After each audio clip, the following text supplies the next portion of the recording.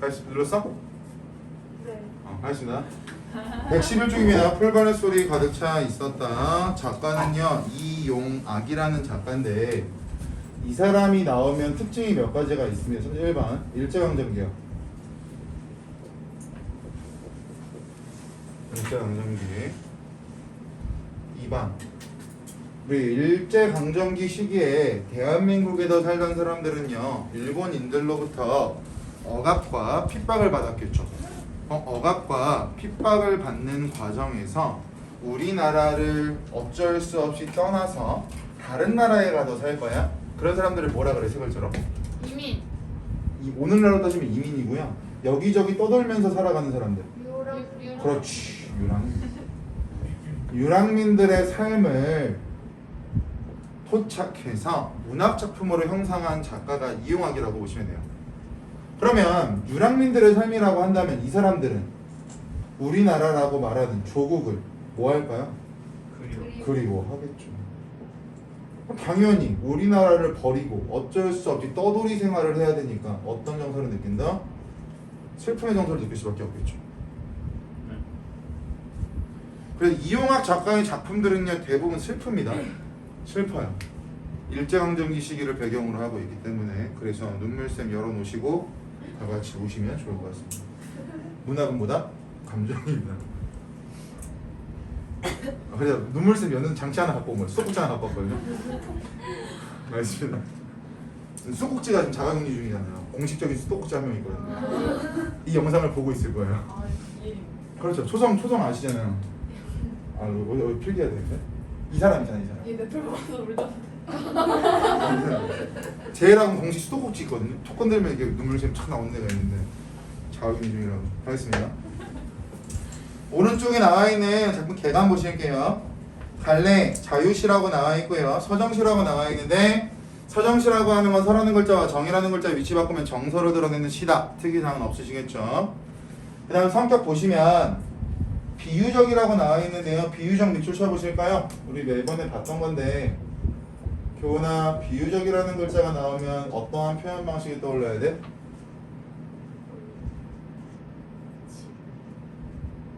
말해. 다 말해줘. 하나만 말할래? 은유, 직유, 의인, 화류 이렇게 네 가지 표현 방식이 사용되면 우리는 비유적 표현이다 라고 설명을 하니까 중학교 때부터 봤던 거야. 그래서 복습을 시키고 있는 이유는 고등학교 때 또 나오니까. 그래서 계속 머릿속으로 기억하고 상기하시면 좋을 것 같습니다.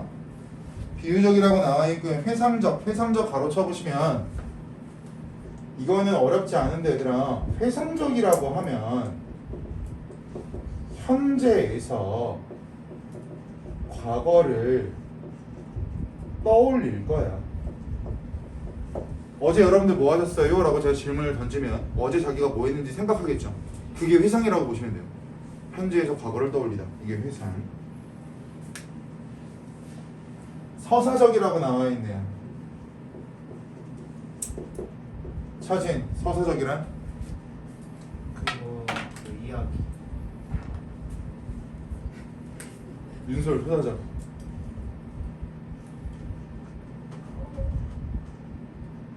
아저씨, 지성, 서사적.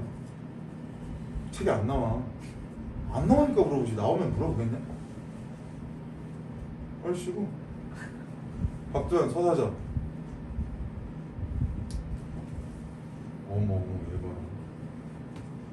정다빈, 서사적이란? 순간 너가 못 맞췄으면 좋겠다고 생각하고 있는 게 다현이가 내 눈길을 피하고 있거든. 다음이 자기라고 생각하고 있는 거거든. 서사적. 아니 서사적이라는 말 많이 보지 않았어? 상아, 서사적. 그 사람의 서사. 서사가 슬프다 이런. 슬프다요? 사람의 서사라고 하면 슬픈가요? 미역사? 강다현의 서사 슬프세요? 저 슬프다고 하면 좀 인생이 그지 같지 않아요? 일생. 일생? 서술하다. 사, 이야기. 즉 또는 사건. 서사적이라고 하는 건 이야기를 서술하다, 이야기를 말하다가 서사적이 되겠죠.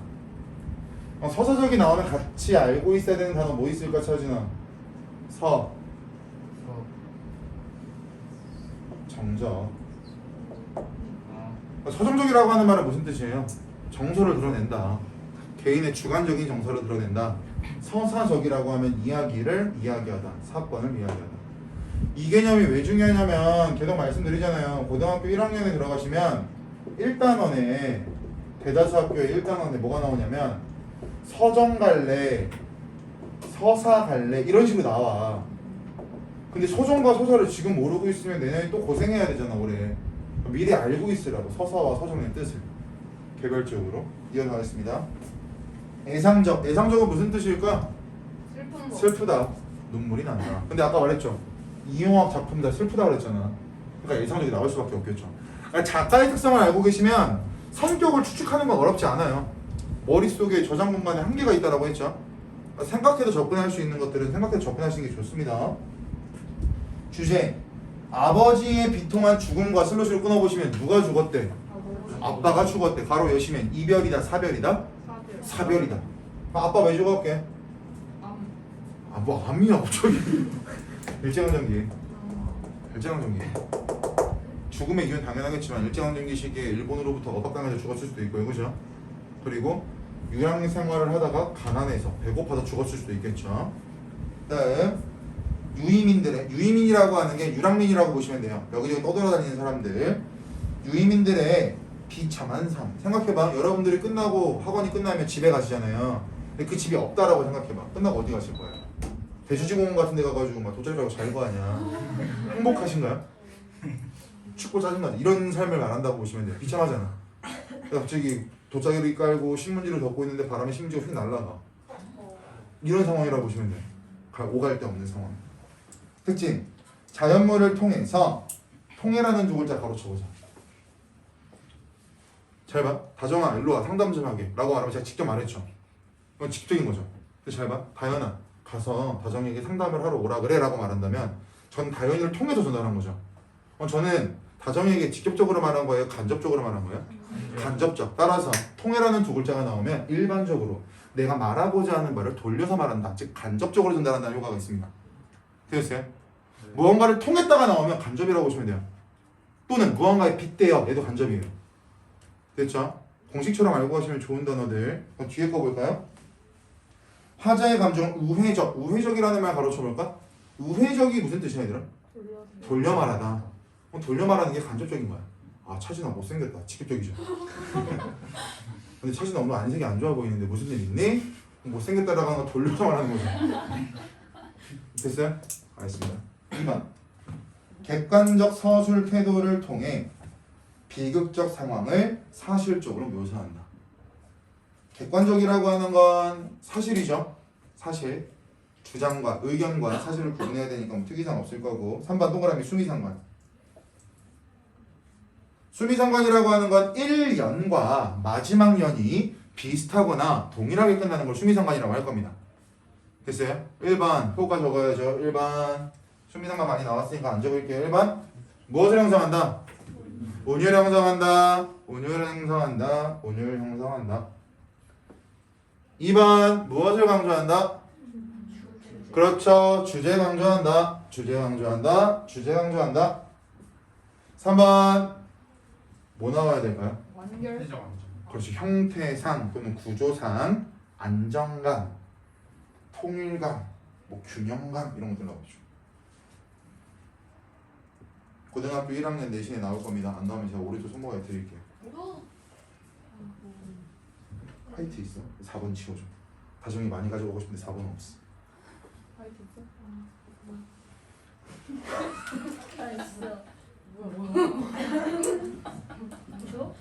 아니 몇 번이라고. 그 뒤에 4번 밑줄 여운. 4번이 어디 있지? 3번. 3번까지 적었고 여운을 준다라고 했을 때 4번이라고 적어놓으라고요. 4번. 여운이라고 나오면 앞에 4번 이렇게 해놓으라고요.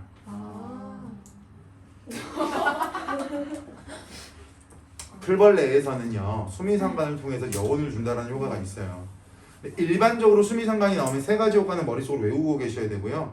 작품별로 수미상관을 사용했을 때 얻을 수 있는 부가적인 효과들은 교재에 나와 있는 대로 따라가셔야 된다고. 이해되셨어요? 그것 때문에 말씀드렸습니다. 아래 보시면 1등급 노트 보실까요? 풀벌레 소리의 성격과 기능이라고 나와 있을 겁니다. 별표 5개죠. 왜? 작품 제목에 나오잖아요. 뭐가 가득 차 있대? 풀벌레 소리가 가득 차 있다라고 하니까 풀벌레 소리가 가지고 있는 역할과 기능은 굉장히 중요하겠죠? 우리 시골 같은 데 가면은 귀뚜라미 소리가 울리기도 하고요. 여름이 되면 매미 소리가 울리기도 하잖아. 그런 것들을 그냥 풀벌레 소리의 일종이다라고 기억하고 계시면 좋을 것 같습니다. 같이 읽어볼게요. 필기 최소화. 감정이입의 대상 밑줄. 풀벌레 소리를 감정이 이입된 것으로 보는 경우도 있고요. 두 번째, 고요하고 평화로운 소리로 인식하는 경우도 있대요. 첫 번째 것과 두 번째 것이 분위기가 같을까 다를까? 다르겠죠.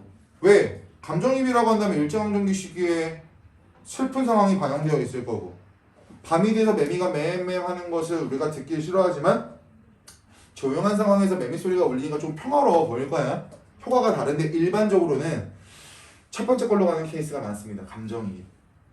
이용학이라는 작가의 특성을 고려해서 볼게요. 시적 화자에 참혹하고 비통한 심정이 투영되어 있대. 왜? 지금은 무슨 시대니까? 일제강점기니까. 두 번째, 고요하고 평화로운 소리로 인식하면 작품의 분위기가 평화로울 것 같지만 그게 아니라 아버지의 죽음을 둘러싼 비극적인 분위기와 대조를 이루면서 밑줄 아버지의 죽음의 비극성을 고조시킨대. 그러니까 이런 거지. 막말로 다현이는 연애를 하고 있고 교훈이가 연애하다가 헤어졌어요.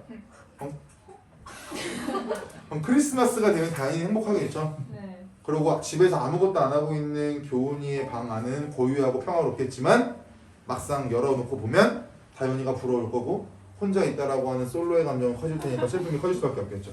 이런 거라고 보시면 됩니다. 여기서 말하는 대조의 효과는. 2번 표현상의 특징, 감정의 조절과 절제. 아버지가 죽음을 맞이한 상황을 밑줄 객관화하여 절제된 어조로 표현한다. 여기서 말 절제라는 두 글자 가로쳐 보시면 무엇을 절제하는 거냐면 감정 표현을 절제한다라고 보시면 됩니다. 우리 아버지가 돌아가셨어 라고 말하는 것과 우리 아버지가 돌아가셨어 라고 말하는 건 다르죠? 단순한 사실 전달을 말할 때는 감정을 뺄 거고요. 자신의 슬픈 감정을 더할 때는 감정을 집어넣을 거야. 그럼 얘들아, 절제라고 하는 글자가 감정 표현을 안 하는 거라면 그럼 감정 표현을 많이 하는 걸 뭐라고 그럴까? 호소. 호소는 강하게 주장하다라는 거예요. 무슨 멜로드라마? 격정. 그렇죠. 역시 사람들이 나이에 맞지 않은 드라마를 볼 때 나오는 거죠. 윤슬이 바로 나오잖아. 멜로드라마 나오자마자 바로 오케이 내가 어제 봤던 걸 위험한 여자야.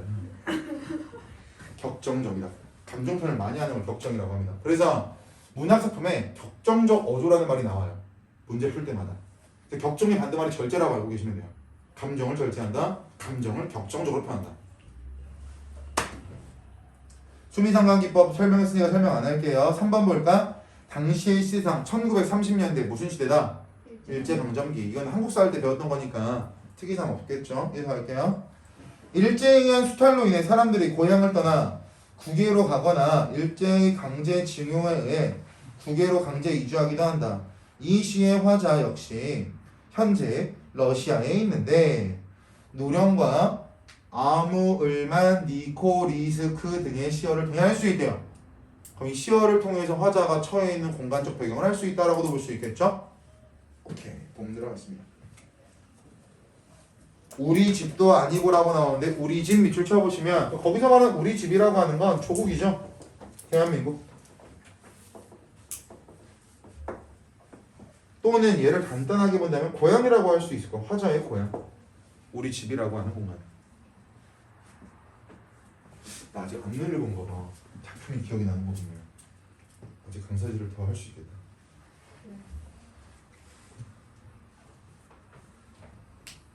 다음에 왜 며칠도 안경 쓰고 다녀? 진짜 찐 궁금해서 물어보네. 다현이요? 아니 다른 똑똑해 보여요. 지적해 보이려고? 네. 쌤은 왜 쓰세요? 누구야?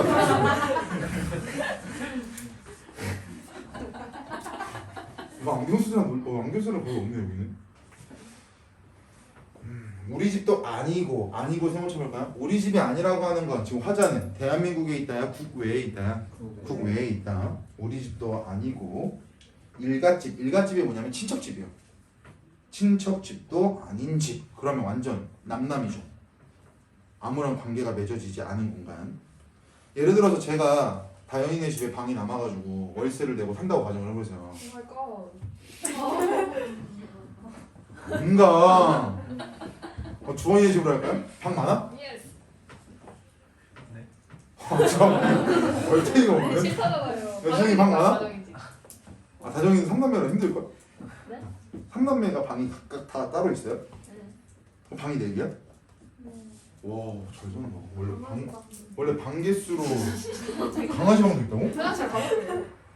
방 5개야? 아니요? 원래 화장실의 개수가 그 집의 부의 상징이잖아요. 네. 소희 편이 몇 개야? 화장실이요? 어. 2개. 우리는 2개거든요. 저희 집도. 와.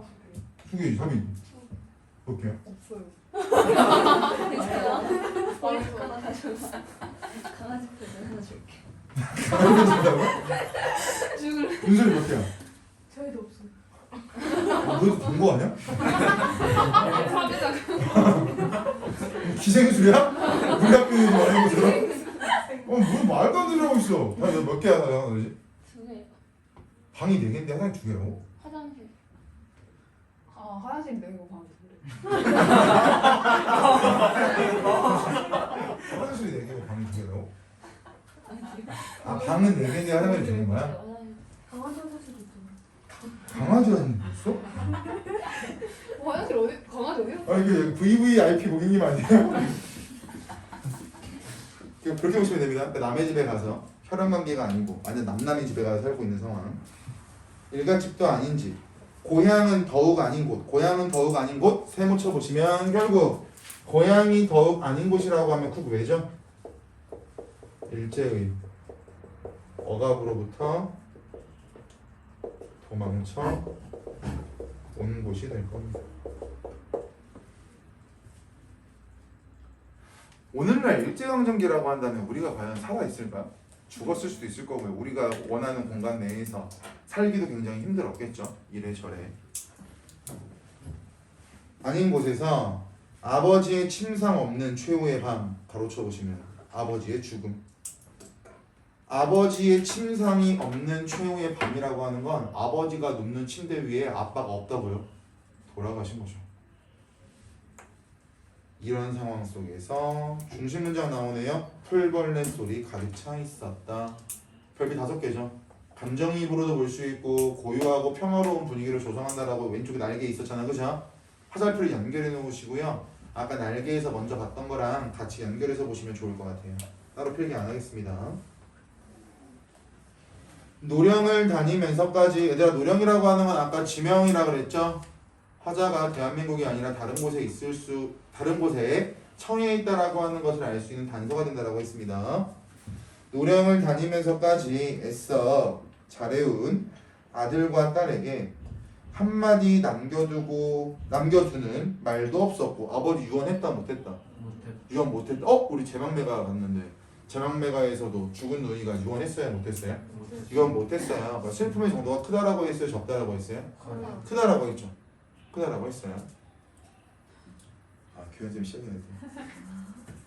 아무일만 파선도. 아무일만이라고 하는 것도 지명이라고 아까 우리 보고 왔지 얘들아? 국외라고 하는 지명. 아무일만 파선. 파선이라고 하는 건 망가진 배를 파선이라고 합니다. 선, 배, 파라고 하는 게 무너지다. 파선도 셜롱한 니코리스크라고 하는 것도 외국 지명이라고 그랬죠 아까. 의 밤도 완전히 잊으셨다.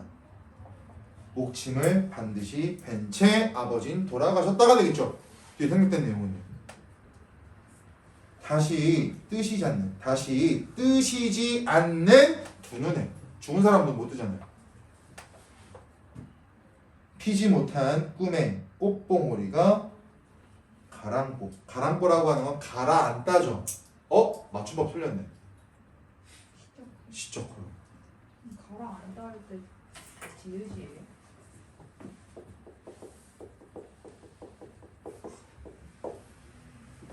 시적 허용이죠. 작가가 의도적으로 맞춤법을 틀리게 표현했다. 작가가 멍청한 게 아니다. 하지만 시적 허용을 사용했을 때는 무엇을 고려하기 위해서? 온율감을 고려하기 위한 제스처라고 했죠. 얼음장에 누우신 뜻 무슨 법? 직유법. 뭐뭐처럼 뭐뭐같이 뭐뭐이냐 뭐뭐듯이 직유법이죠. 얼음장에 누우신 듯 손발은 식어갈 뿐. 우리 죽은 사람은 몸이 차갑다라고 하잖아요.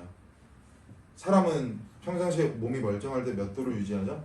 36.5도. 근데 사람이 죽으면 그 온도를 저 이상 몸이 유지하지 않을 테니까 몸이 차가워질 수밖에 없을 겁니다. 식어갈 뿐 입술은 심장의 영원한 정지를 가리켰다. 이게 무슨 말이냐면 죽은 사람 입술 색깔 보시면 분홍색일까요? 보라색일까요? 보라색. 그 부분 이야기하는 거야. 아버지가 돌아가셨는데 아버지 입술을 보니까 일반적으로 살아있는 사람의 색깔이 아니었다. 자, 아버지의 죽음을 계속 묘사하고 있습니다. 입술을 때늦은 의원이 아무 말 없이 돌아간 뒤, 즉 돈이 없으니까 또는 유랑민 생활하고 있으니까 의원을 부르기도 힘들었을 거야. 예를 들어 제가 쓰러졌어요. 예를 들어서 소파다 갑자기. 지금은 바로 119를 신고하면 119가 바로 달려오겠죠? 근데 만약에 여기가 우리가 알고 있는 지역이 아니라 외딴 곳이라고 가정한다면 제가 쓰러졌어요. 여러분들 어떻게 될지 몰라서 갈팡질팡할 수밖에 없을 거라고요. 그럼 제가 살 수 있는 골든타임이 있을 텐데 골든타임을 놓쳤다면 전 죽겠죠? 이 상황이 된다라고 보시면 돼요. 다른 친구를 죽이면 욕할 것 같아서 저를 죽였어요. 네. 알겠습니다. 이웃 늙은이 손으로, 즉 이웃 늙은이 손으로 눈빛 미명은 고요히 낯을 덮었다. 무슨 뜻이냐면 죽은 사람이 눈을 조금이나 뜨고 있는 사람들이 손으로 눈을 감겨주잖아. 그 제스처라고 보시면 돼요. 이제 떠나가세요 이런 제스처가 되겠죠. 우리는 머리맡에 엎드려 있는 대로의 울음을 다아 맞아요? 다라고 적어야 되겠죠? 시적 허용. 다아 울었고 드디어 이제 아버지가 돌아가신 걸 인식하고 펑펑 울기 시작하죠.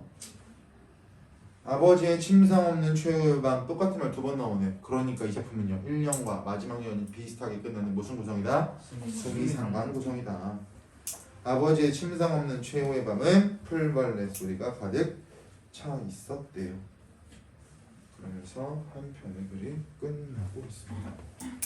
무슨 말씀인지 이해되셨나요? 네.